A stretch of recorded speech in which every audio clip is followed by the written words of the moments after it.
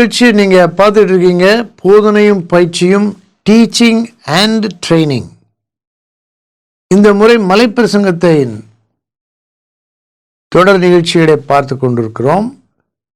கடந்த நிகழ்ச்சியிலே மத்தேயு சுவிசேஷத்தின் அறிமுகம், மலைப்பிரசங்கத்தின் அறிமுகம், 5ஆம் அதிகாரத்தை பற்றிய ஒரு அறிமுகத்தை பார்த்தோம். இப்பொழுது 6ஆம் அதிகாரத்தை கவனிக்க போகிறோம்.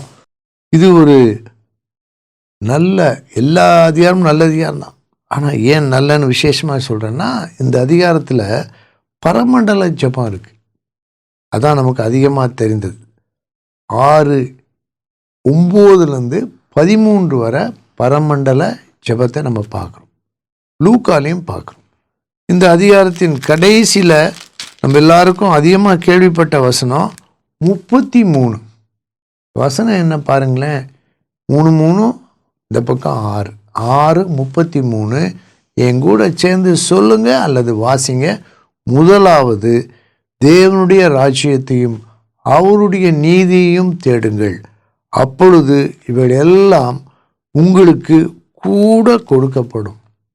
இது ஒரு முக்கியமான வசனம். கர்த்தருக்கு முதலிடத்தை கொடுப்பது.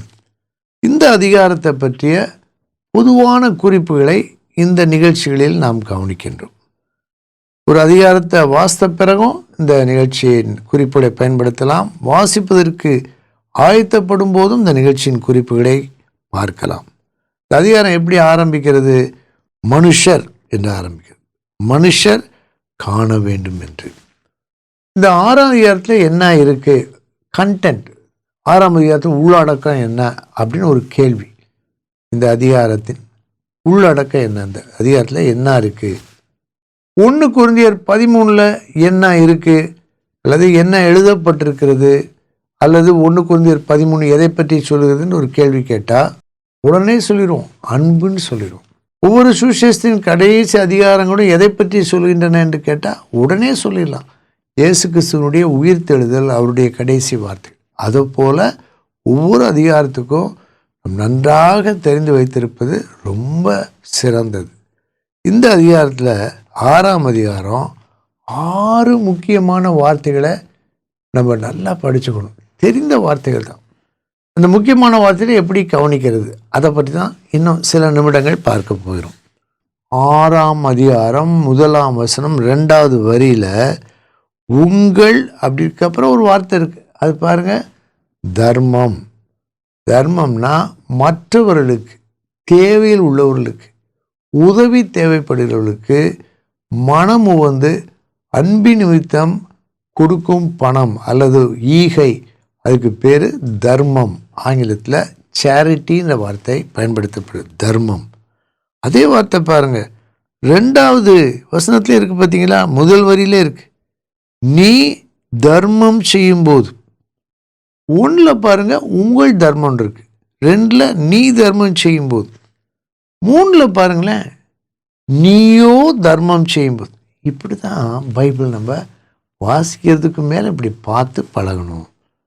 அப்போ இங்கே முதல் 4 வசனங்களில் உள்ள முக்கியமான தீம், வல்லமையான ஒரு வார்த்தை தர்மம்.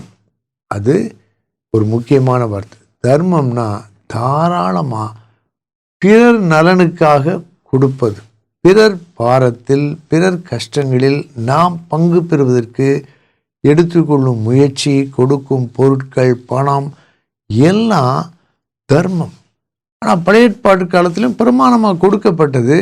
ஆனால் அதை ஷோவாக வெளிக்காட்டும் விதத்திலே அதை செஞ்சிட்டாங்க.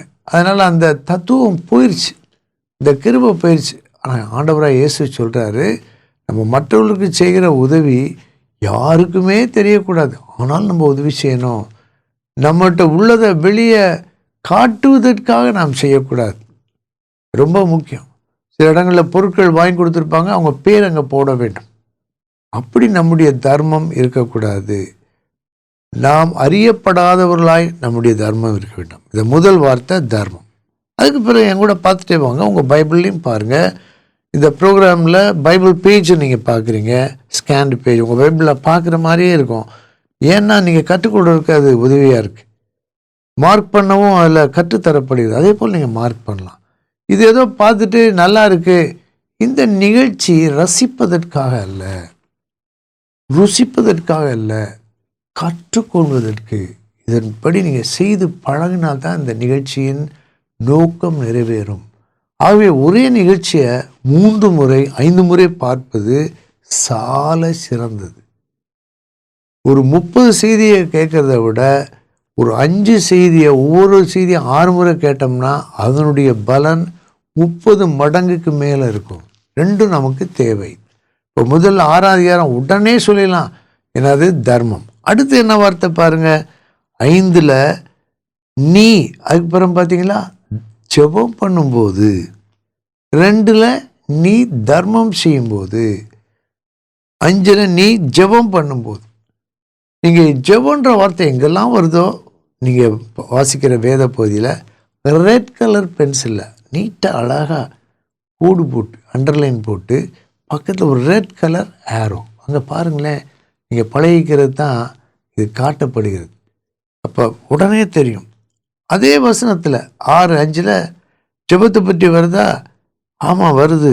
5வது வரியில் கடைசியில் ஜெபம் பண்ண விரும்புகிறார்கள். 6ல் இருக்கா? ஆமாம் வருது. நீயோ ஜெபம் பண்ணும்போது.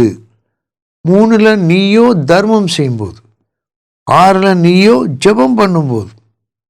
7ல் பாருங்க, நீங்கள் ஜெபம் பண்ணும்போது தங்கள் ஜெபம் கேட்கப்படும் என்று. 9ல் நீங்கள் ஜெபம் பண்ண வேண்டிய விதமாவது. இந்த பகுதியில் உள்ள முக்கியமான கருத்து வார்த்தை ஜெபம். முதல் வார்த்தை தர்மம், 2வது வார்த்தை ஜெபம். 2 வார்த்தையும் ஒன்று போல் இருக்குது. அண்ணன் தம்பி மாதிரி இருக்குது, பார்த்தீங்களா? ஒரே மாதிரி இருக்குது, அல்லது ட்வின்ஸ் மாதிரி இருக்குது. தர்மம் ஜெபம், இது 2 செஞ்சவர் தான் கொர்நேலியு. அப்போஸ்தலர் 10ல் அந்த வார்த்தையை பார்க்குறோம். அநேகருக்கு உதவி செய்தார், ஜெபிக்கிறவராக இருந்தார். நம்ம நல்லா ஜெபிக்கிறவர்களாக மட்டும் இருக்கக்கூடாது, தர்மம் செய்கிறவர்களாக இருக்கணும். நல்லா தாராளமாக கொடுக்குறவங்களா மட்டும் இருக்கக்கூடாது, ஜெபிக்கிறவர்களாக இருக்கணும். இதைத்தான் மலைப்பிரசங்கத்தில் மத்திய பகுதியில் ஆண்டவர் இயேசு சொல்லியிருக்கிறார். 2 வார்த்தை மறக்காமல் வச்சுக்கலாம். மறக்காமல் இருக்கிற என்ன செய்யணும்? சில முறை சொல்லி பார்க்கணும். தர்மம் ஜெபம், 6 வார்த்தைகள் இந்த அதிகாரத்தில். அதைத்தான் இந்த நிகழ்ச்சியில் நம்ம பார்க்குறோம். தர்மம் ஜெபம். அடுத்து பார்க்குறோம் 14-15 மன்னிப்பை பற்றி பார்க்குறோம். நீங்கள் அவர்களுக்கு மன்னித்தால், மனுஷருடைய தப்பிதங்களை நீங்கள் மன்னியாதிருந்தால் பிதா உங்களுக்கு மன்னிப்பார், பிதா உங்கள் தப்பிதங்களை மன்னியாதிருப்பார். 3வது வார்த்தை மன்னிப்புன்ற வார்த்தை. தர்மம் ஜெபம் மன்னிப்பு. பரமண்டல ஜெபத்திலிருந்து எடுக்கப்பட்ட வார்த்தை தான் மன்னிப்பு. 12வது வசனத்திலிருந்தே ஆரம்பிக்குது. மன்னிக்கிறது போல, மன்னித்தால் மன்னிப்பார், மன்னியாதிருந்தால் மன்னியாதிருப்பார். தர்மம் ஜெபம் மன்னிப்பு. அடுத்து பாருங்க 16-17 முதல் வரி, 2 வசனங்கள்லையும் முதல் வரி, நீங்கள் உபவாசிக்கும் போது, நீயோ உபவாசிக்கும் போது. அப்போ 4வது என்ன வார்த்தை? உபவாசம். முதல்ல பார்த்தோம்னா தர்மம் ஜெபம், அப்புறம் மன்னிப்பு, அப்புறம் உபவாசம். அடுத்த வார்த்தை என்னன்னா பொக்கிஷம். அந்த வார்த்தையை பார்க்குறோம். பொக்கிஷம் 20வது வசனத்தில் இருக்கு. பொக்கிஷன்ற வார்த்தை பணம், பொருள். நம்ம எதை வாஞ்சிக்கிறோம், இந்த உலகத்தில் எதை ஆசீர்வாதம் நினைக்கிறோம், எதுக்காக கவலைப்படுறோம், எதற்காக வேலை செய்கிறோம், எல்லாத்தையும் சேர்த்தா பொக்கிஷம்னு சொல்லலாம். விலையுறந்தது மட்டுமல்ல, விலையுறந்ததும் தேவை. இப்போ இருக்க தலைமுறையில் இப்போ பார்த்திங்கன்னா எல்லாமே ரொம்ப அதிக விலை உள்ளது வாங்கினா தான் ரொம்ப நாளைக்கு இருக்குன்ற ஒரு கருத்து விளம்பரத்தின் மூலமாக தெரியப்படுத்தப்படுகிறது. ஆனால் சில உண்மையான இயேசு கிறிஸ்துவின் சீஷர்கள் 1-2 ஊழியக்காரங்களை நம்ம பார்க்குறோம். அவங்க தங்களுக்காக செலவழிக்கிறது ரொம்ப சாதாரண காரியங்கள், குறைவான செலவு. அதைத்தான் மலைப்பிரசங்கத்திலே ஆண்டவர் எளிமையை குறித்து போதிக்கிறார்.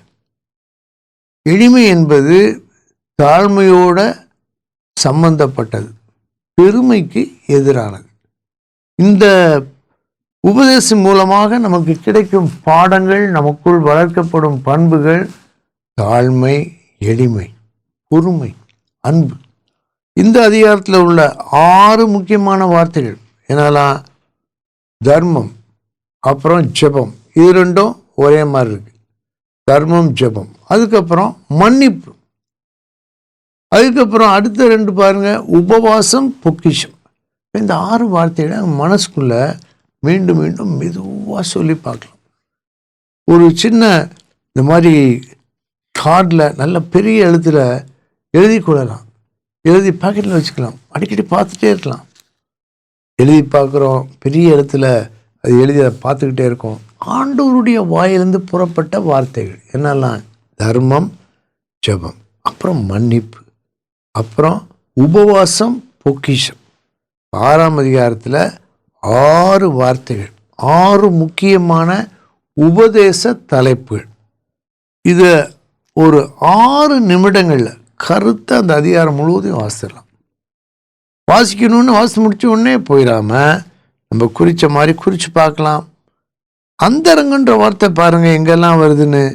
3வது வசனத்தில் அந்தரங்கமாய் இருப்பதற்கு, 4ல் அந்தரங்கத்தில் பார்க்கிற.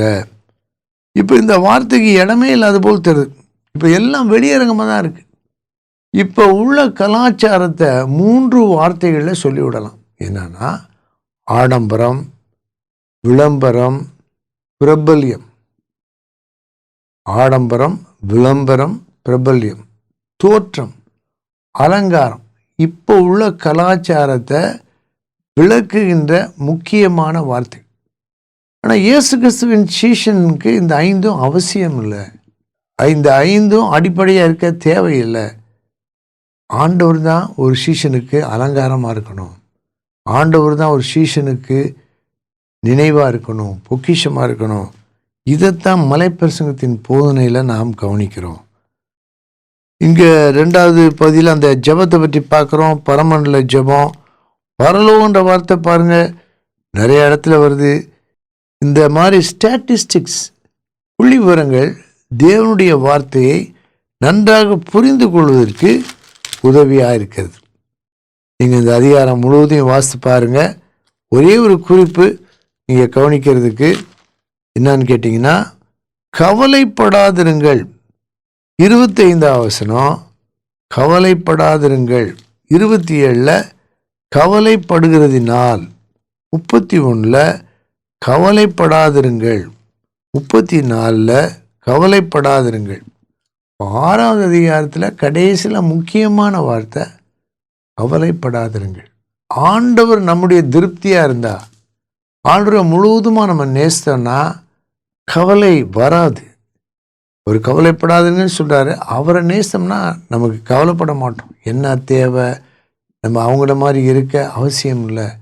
கர்த்தர் என்கிட்ட என்ன விரும்புகிறாரு, எதற்குமே கவலைப்பட தேவையில்லை. எண்ணத்தை உண்போம், எண்ணத்தை குடிப்போம், எண்ணத்தை உடுப்போம் என்று கவலைப்படாதிருங்கள்.